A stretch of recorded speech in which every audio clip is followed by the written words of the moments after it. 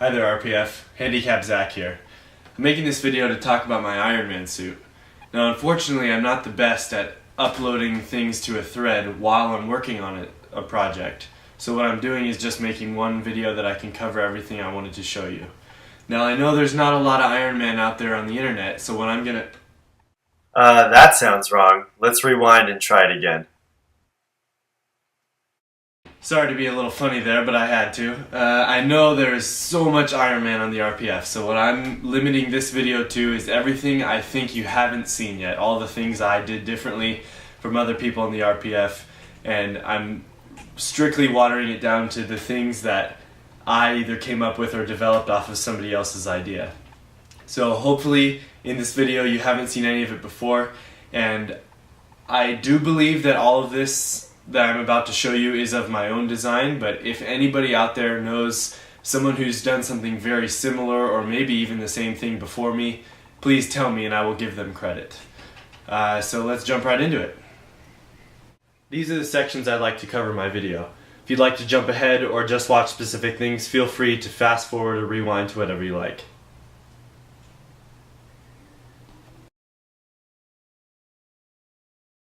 So now I'm going to talk about the gaps that I have in my suit. When I look online, I see other people's Iron Man suits. I see people who wear red morph suits or maybe just black underneath, and there are a few amazing people who cover their gaps very well, and I'm very jealous of them because I had my own idea, and of course I waited till the night before the Iron Man 3 premiere to even try it, and it turned out terrible.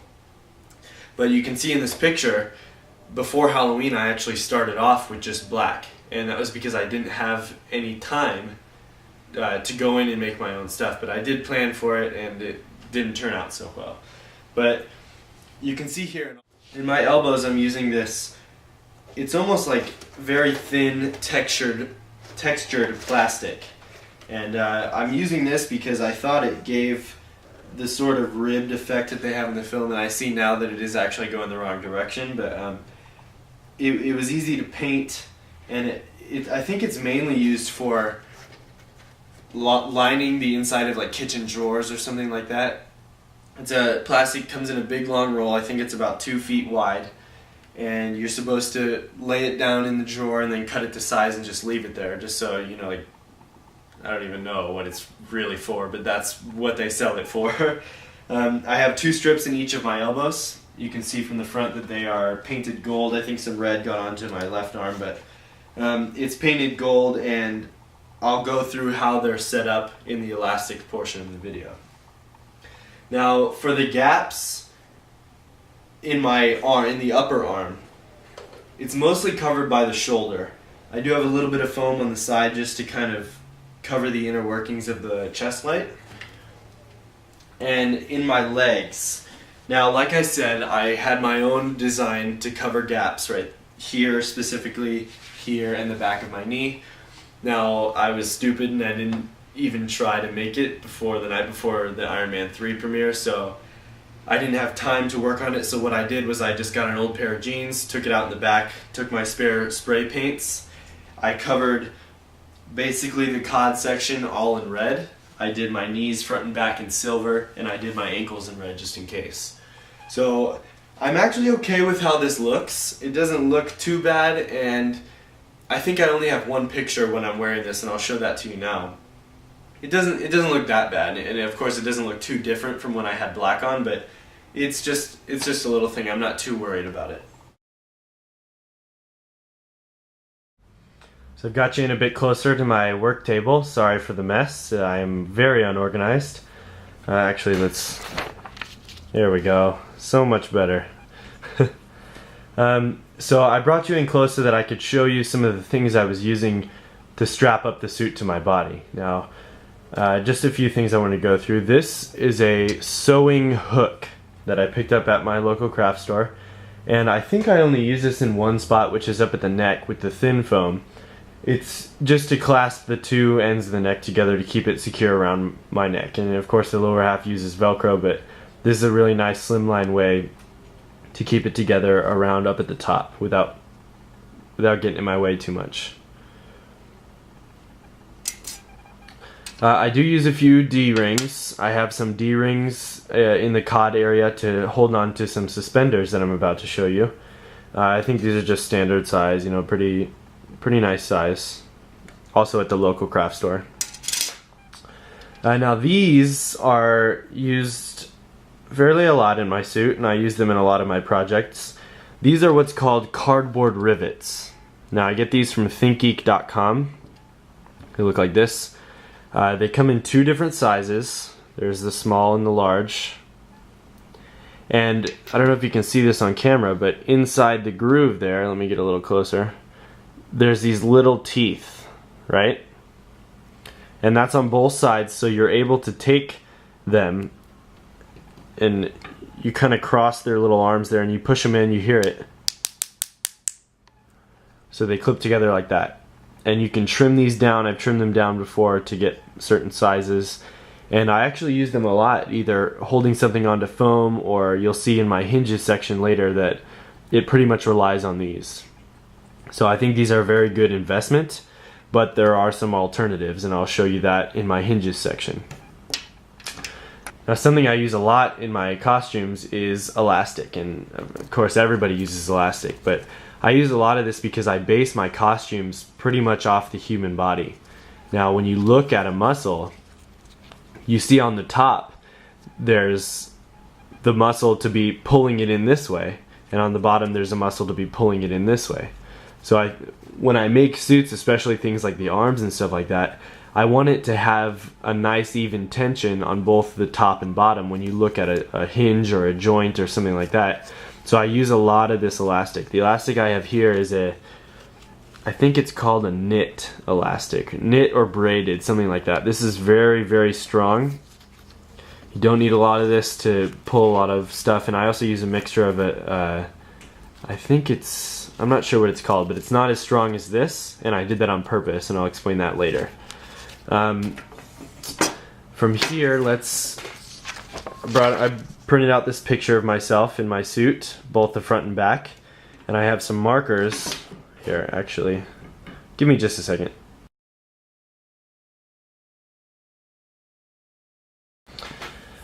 Okay, now we're good. So I have some markers here that are going to kind of show you what I have where. And so our green is going to be, let's make that our elastic. Our blue is just going to be our extras, and I'll explain that when I get to them. Oh, I'm missing a letter there. Awkward. And our red is going to be our rivets that I just showed you.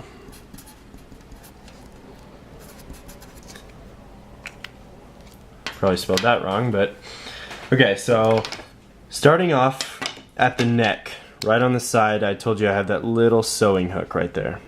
Okay, and it might be a little hard to see. Let's zoom in just a bit.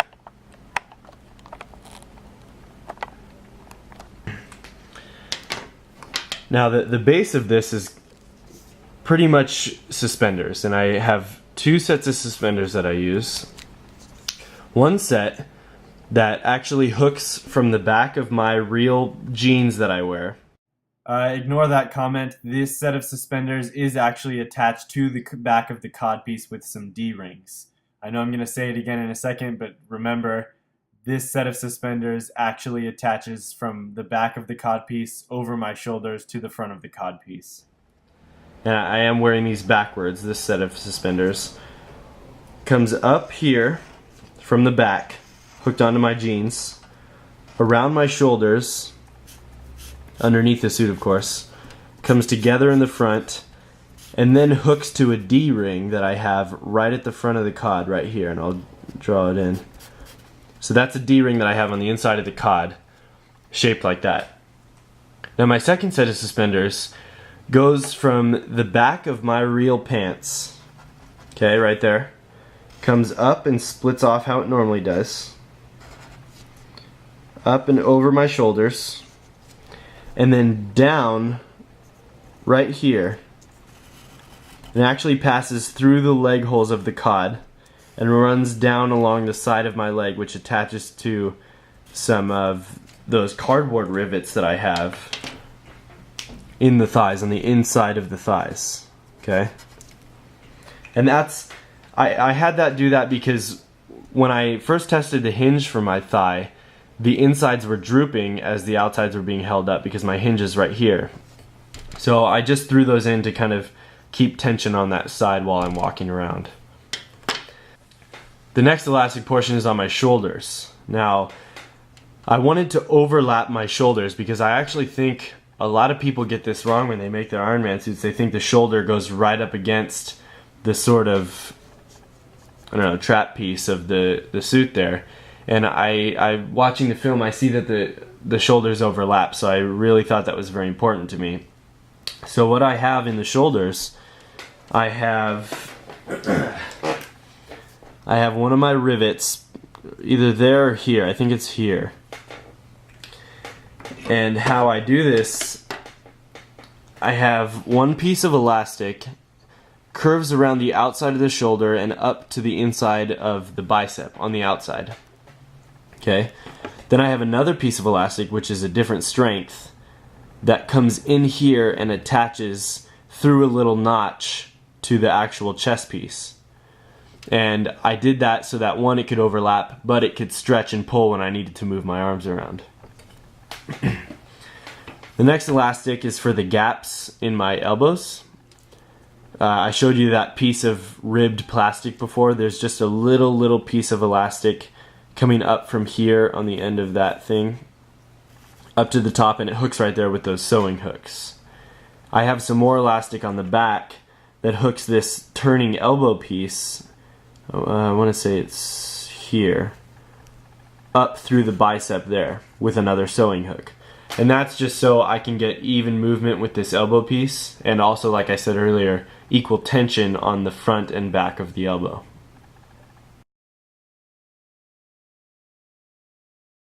I want to talk a little bit about how I sit, and I say that very loosely with quotations because I never actually used this, because the energy it physically took me to hold my sitting position was so much more than just standing. So when I wore this on Halloween, I actually did stand the entire school day, and I stood for the whatever length of time I did have this on. So it's very physically demanding, but it is less than trying to sit.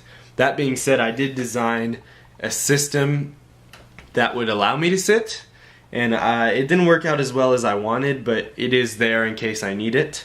You might see these lines on the front of my thighs there, and that's because that's where this piece actually comes off and folds down to get out of the way of the cod piece. So I'll show you that now. There's some Velcro along this line and this line.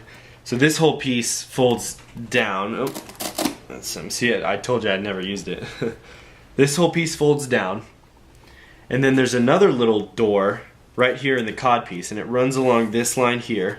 So if I pull that out, this hinges out also, leaving the majority of the thigh open so that I can swing it up in a sitting position.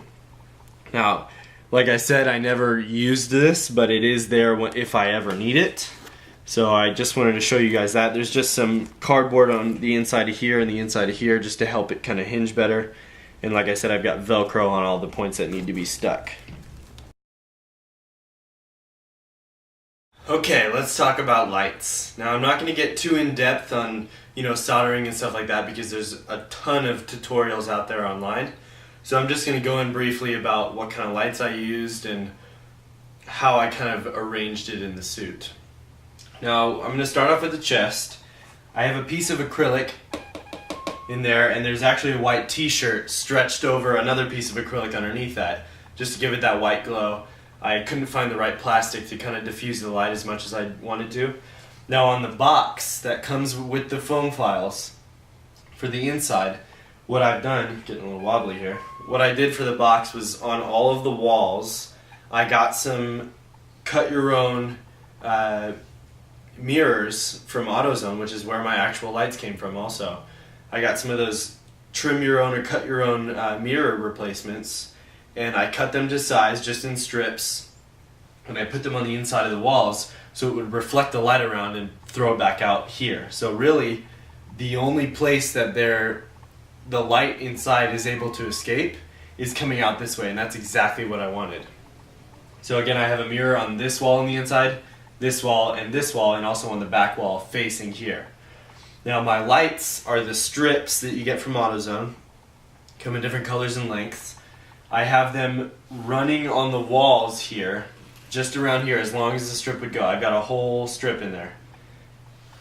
Running along here, and then my wire on the inside, my batteries, which I think this one runs off of two 9-volts, my batteries sit basically right under here on top of the box, just kind of sitting there. And my switch, I soldered in a toggle switch that I could get to while I'm wearing the suit, even with my gloves on. Sits right under here. Now you can't see it, but if you just feel along this line, you'll run into it. It's just barely enough there to notice. So let's turn it on. It does get pretty bright, and that is probably because of those mirrors and because of this aluminum tape that I'm going to show you in a minute. So I'm pretty happy with how bright this gets. It's probably not the brightest right now because I've been using these batteries, but I'm pretty satisfied with how bright it gets when you got new batteries in there. Let's talk about my hands. Now, there's definitely a lot of different ways to do this. I've seen people do tap lights and their own intricate circuits, and I didn't really have the time for that, and a few things I think are a little too ridiculous. So I wanted to keep as much as I could to the actual design of the suit, and that's why I watched a lot of videos of the hand plate or the repulsor trigger moving back when you make that little Iron Man pose. So I did base it off that, and I'd like to show that to you now. So this is what I'm calling the cuff, and to give you an idea of where that is, right here on the arm, this is not attached, so I can just pull that right off, and there's no wires or anything attaching it. But unfortunately, this side, my lever is being a little bit iffy today, so I'm got my right cuff here, and I'm going to show you that now. So on the inside, and I'll bring you in a little closer, you can see there's a battery pack wired to an inline switch, which is also wired up to the lever, or I think it's called a trigger switch, on the outside of the hand plate. Now this trigger switch, when this plate moves back like that, you can see that it just barely touches that little trigger switch right when I want it to, at the exact angle that I have set it at for this plate to go back. Now, when that little white tab gets pushed in, that triggers the batteries on and turns the lights on.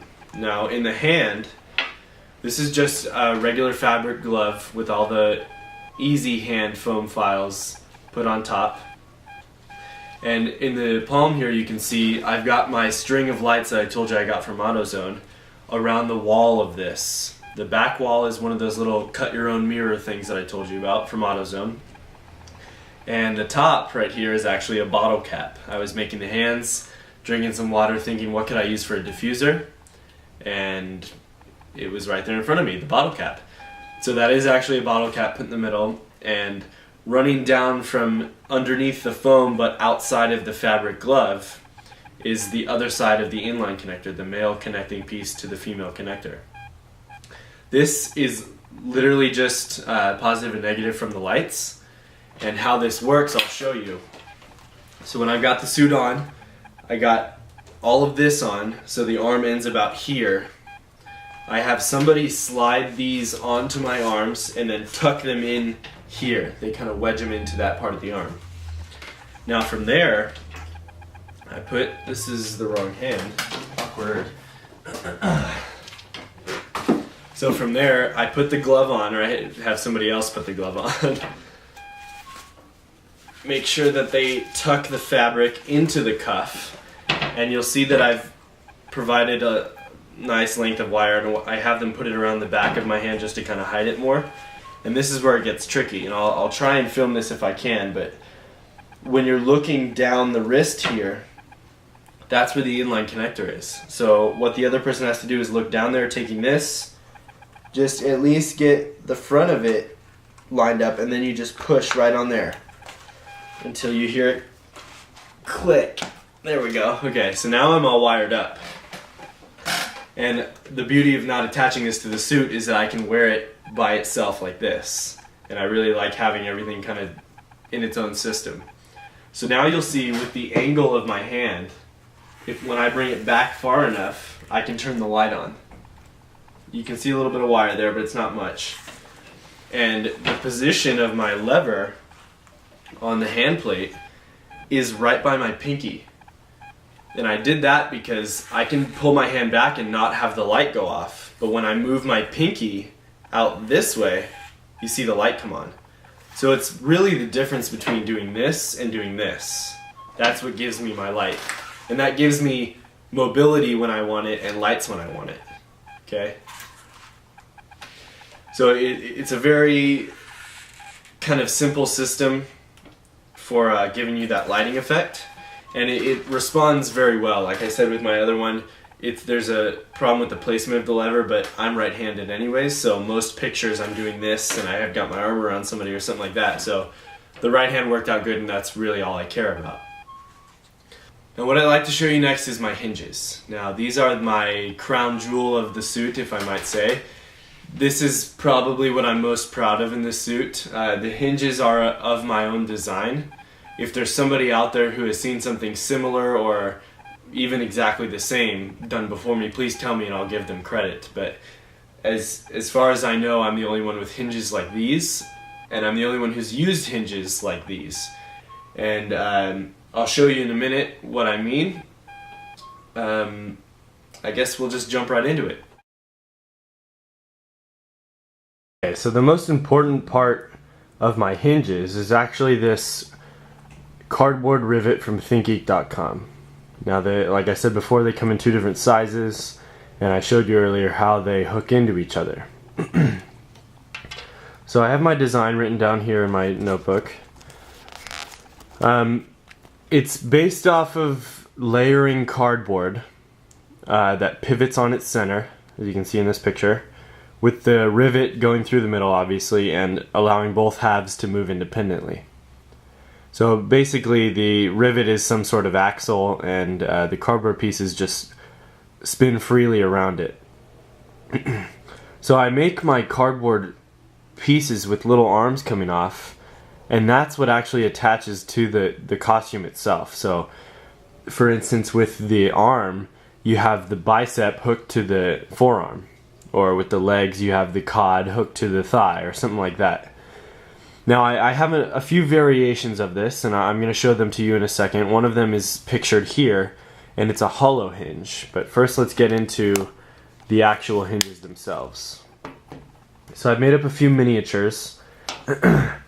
This is the first one. This is the most basic design that I had and used very much within this suit. So like I said before, I've got the 2 layers of cardboard, both cut to the same shape, with a hole drilled right through the middle, and that's where I've got my rivet sitting. Now this one, the cardboard was so thin I did have to trim down those 2 little legs that stick up, but it still works after that. So you can see that both halves actually rotate independently, and it's just a great way to get something to hinge. Now of course you can vary the sizes of everything on this. The size of the circle, the length of the arm, the size of the arm here, how much it comes out that way. The possibilities are almost endless. It's such a great little thing you can do, and I've used this probably to the max on my suit. The different places I've used this are in the elbows, the hips, the knees, of course in different variations. And I also had a plan to use them on the boots, which I didn't have time to actually put on the suit, but I'll explain in a little bit. Now another variation of this, which I'm using on my hips, is for use with a pocket. I actually have 2 pockets on my suit that allow me to hold and carry things when I want. So that's what this is designed off of. So obviously this one is a lot smaller. My hip pods are probably about that big, and the arms that come off of them are probably about that thick. But this is just to give you an idea of how it works. So this would go off to the codpiece, and this arm would go off to the thigh. So I have these on the outside of my legs, so when I walk, this piece is basically moving like that. The beauty of this is that it's holding the thigh up on the codpiece while still allowing the thigh to move freely. And I've got elastic on the inside of my leg like I showed you earlier, just to kind of help with mobility and with strength. Now you might see on this one that I have an extra layer on top there. Let's get a good place so you can see that. So I have this layer, I have this layer, and then I have a whole nother circle on top that's just a circle. And that's on there because I wanted my hip pods to be able to move freely, and it also works for the pocket. So I'm able to walk and let the hip pods pivot in whatever way that they want to pivot in. So you'll see when I walk, most of the time the hip pods will follow whichever layer is right underneath it, which I think, let me see here, which is the actual cod piece. So whenever my cod piece moves independently of the leg, the hip pod will mainly follow that, but they've become worn over time enough so that they'll pretty much pivot with anything that's causing it to move fairly easily. So the hip pod moves freely. That's what I'm trying to say. The hip pod moves freely and I can turn it any which way that I want. But when I want, I can feel down, even with my gloves on, for the little bar on the hip pod that's actually in the design of the costume. I make sure it's facing the right way, then I can literally just pull off the hip pod, which sits on this top layer of circle here. There's a little cardboard hinge down at the bottom, and I have 3 little tiny magnets at the top that hold it in place. So I can pull off that hip pod, let it swing down, and now I've got myself a little pocket. So that's what this variation is used for. The next variation would be if you don't have access to these cardboard rivets. Now I highly suggest them, that you get some of these, but if not, it's perfectly fine. I've made up this little one. Obviously these would have arms on it like my other one did, but this just has a paper clip, I think, right through the middle. I would probably use maybe a wire hanger from a dry cleaner or something like that, but I mean, paper clip works all the same. It's really just getting the basic concept of the axle and the pieces moving around it. So you can also do this if you don't have the resources that I'm showing you here. Now my last variation I'm calling a hollow hinge.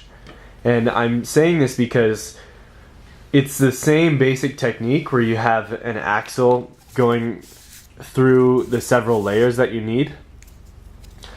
But with this one, the axle is actually open in the middle. And I designed this mainly, the first thing that comes to mind is a C-3PO arm. If you look at 3PO's arm, he has a little tiny shoulder piece that pivots front and back with his arm coming out this way.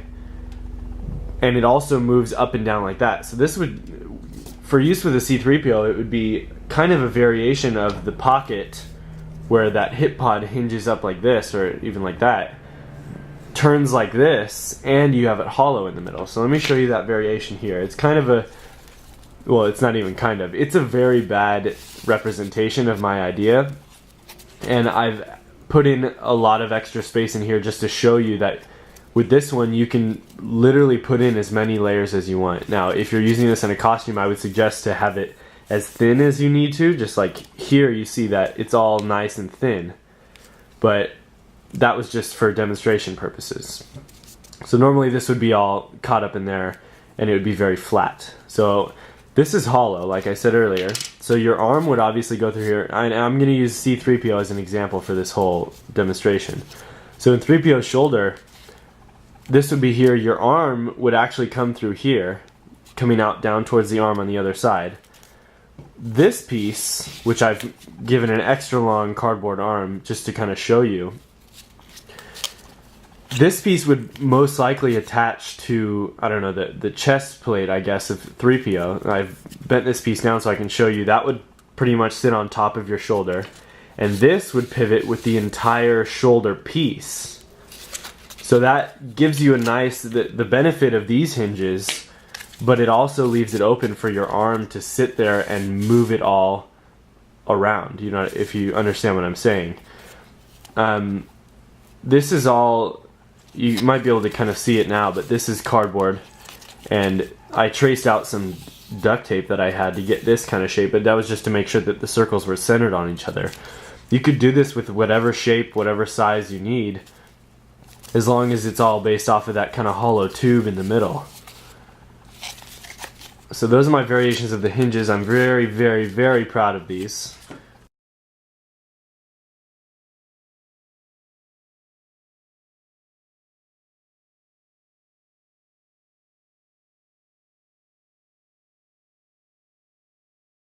So now I want to talk about aluminum tape. If I block some of this light out, you can see on the chest that I have aluminum tape right here, and I didn't always have that. When I wore this for Halloween, I didn't have it, but I put it on in between Halloween and the Iron Man 3 premiere. Now if I move this light maybe back enough, might be able to see it a little bit better. Now this adds a nice metallic effect to the suit, and that's why I put it on there, because it does kind of look like real metal, or a thicker metal at least. And this also helped out a lot with reflecting light from the inside of the box out. Now if you can see, or actually one of the things that I did with the chest box on the inside was I made it a little bit bigger in the scale. I changed the scale up so the chest box would be bigger and I could have more light in there. Now how this didn't help was that I had a little lip of just plain foam on the inside here, and I had no way to stop the light from being absorbed by the foam, and instead of coming out towards the people. So what I did on the inside here, and I'll bring you guys in here to see this, I have little, I don't even know what to call them, but it's just a little piece of that aluminum tape on a piece of cardboard there. And it's just wedged in there, it's not even glued. Got one over here too. It's not glued in or anything like that. It's just a little piece of cardboard with the aluminum tape on it. And that helps me to cover up that gap, or that empty space that I have of just foam with the light, or the light being absorbed by the foam, sorry.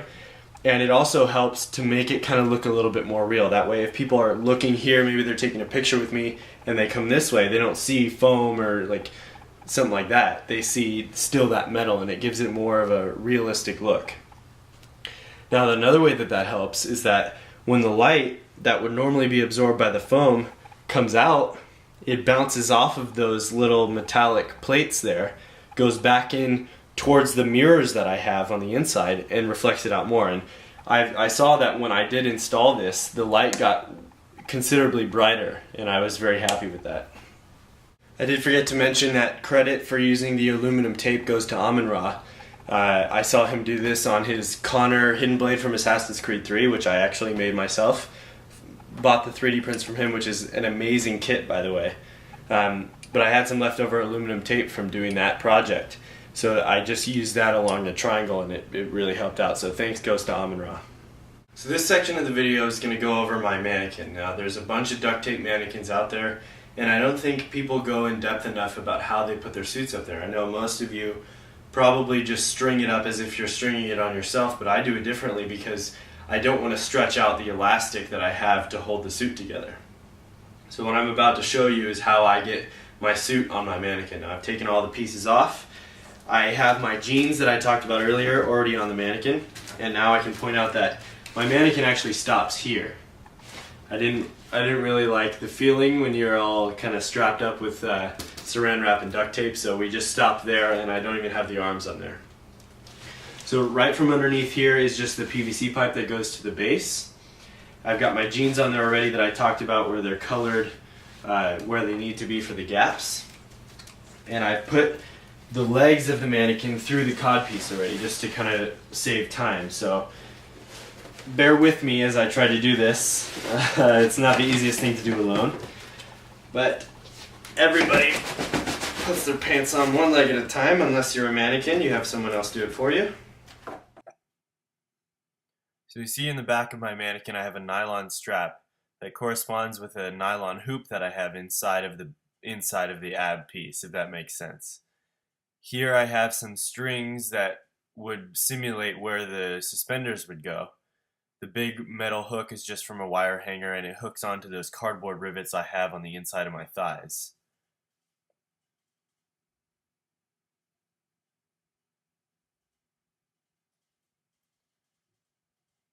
So those big white hooks hook right onto where the elastic suspenders would normally, and all I have to do is hook the hinges that I normally use on the side, put the white hooks onto the rivets, then I just have to tighten the string from the top.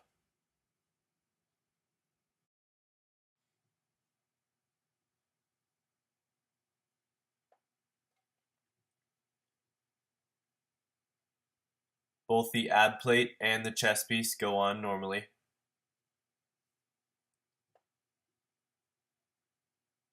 And for the arms and shoulders, I have some extra PVC fittings that make a mock arm with a wire piece to hold the buckles on the inside of the biceps. And the arm holds on that wire hanger all as one. For each of the shoulders, I have a piece of nylon with Velcro at both ends. The nylon connects from the shoulder, goes underneath the sort of trap piece of the chest plate. They connect together in the middle where the neck would be, and all of that is just covered by the neck piece itself.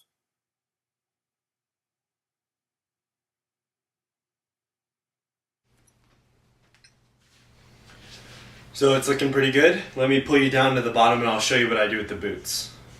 Now for the boots, I just put a little piece of nylon going across the base, and I let the toes of the boots sit out on this first part, and then I just let the back of it kind of sit angled down towards the floor. Now this is good because it allows me to have the mannequin without having to poke a hole in the boots or something like that. It displays them nicely where they should be, and if I ever need to pick this whole thing up and move it, those will come with. Before I had that nylon strap in, the boots would just sit there, and so I wanted to make a way where I could have it all move as one. I do have a little box of extras in the back there just to kind of show you the pieces that I don't have on the mannequin, and there's my glue gun and stuff in there, but it doesn't look that pretty, but it's behind, so it doesn't matter too much to me. So now that I've shown you how I put my suit on the mannequin, I want to show you now the shirt that I wear underneath, because it does get very, very hot in there. I use this sports shirt that I got from my local sports store. It is very tight fitting, it's from Nike, and this shirt is actually made to keep you cool. So it's for sports on a hot day or something like that, and I use this when I snowboard when it's hot, and any other sport type things that I need to stay cool. Apparently, but the thing behind this is that it pulls the sweat off of you and keeps it in the shirt. So it actually does work very, very well, and it's very tight fitting, and that actually helps because when I'm reaching in there, I don't want fabric or something hanging off to get caught in another thing. So it actually helps keep me all together and then into the suit. So it's a little pricey, but it's definitely worth it if you're getting very hot in your suit. So this is the suit up section of my video. I'm already wearing my painted jeans that I talked about, my Nike Cool shirt that I talked about, and I actually start off with my first set of suspenders already connected. I got my suit off the mannequin scattered around the room, and my friend Aaron here to help me put it on. Here we go. So thankfully with the suit, a lot of it I can get on myself. The cod piece, the ab plate, the legs, stuff like that. You see me here kind of fiddling with the suspenders that I have, and in a moment the black one is going to come unlodged from the back and you'll see it smack me in the back of the head. That doesn't normally happen. I'm pretty sure this is the first time it's ever happened. Of course it happened on camera, but that doesn't normally happen. So you see the black suspenders going through the codpiece down to the thighs, the inner thigh. And I have Aaron help me for balance because putting the legs on is not the easiest. What Aaron's doing at the bottom is he's pulling my jeans down because they do get bunched up inside the leg. There goes that suspender.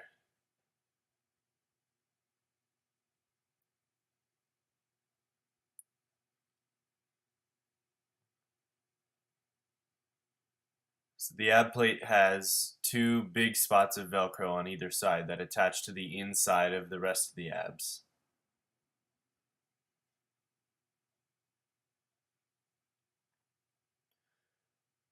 Neck piece. Always make sure your lights work before you put it on. I had a little snafu with that at the Iron Man 3 premiere, but thankfully I got it fixed.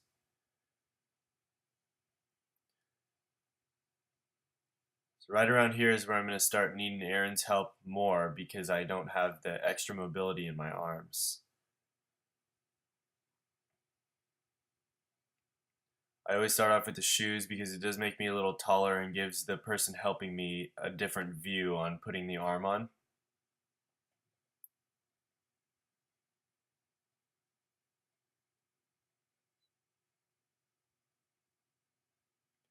I'm just kind of demonstrating the elastic in the shoulder here, how it all kind of hangs as one.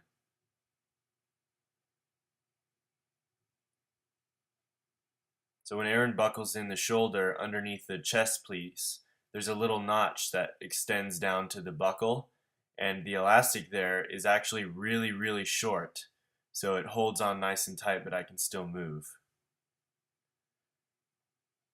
He's now putting the cuffs in place, and when he puts the gloves on, you might see him trying to plug in that inline connector that I showed you earlier.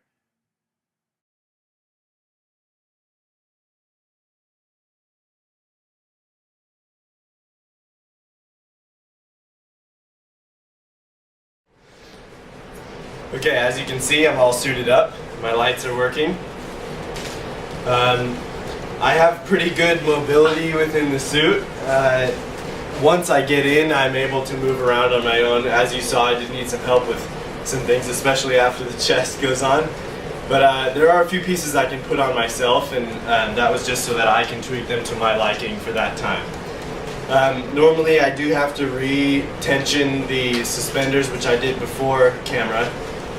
And the black suspenders were purely just to hold up the inside of the thighs like I was talking about in my elastic section. See, everything moves pretty well. Got my hinges working for me there. And let's go have some fun.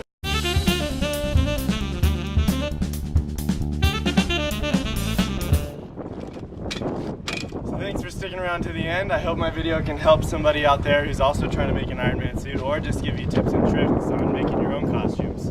If you have any questions, feel free to leave them in the thread or on YouTube. I'll do my best to answer them. Hopefully I can get some more stuff out on the RPF soon, so look out. Thanks again.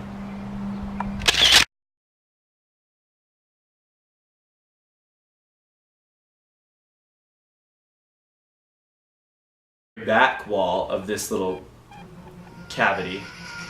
That's my phone.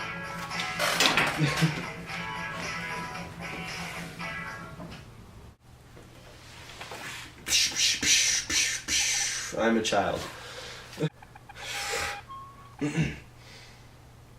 Okay, so this... What? What? Oh god.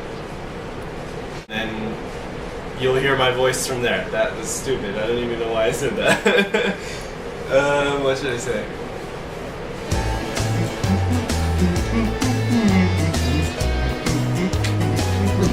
This would be great for the bloopers. Don't put bloopers if you're so serious for it.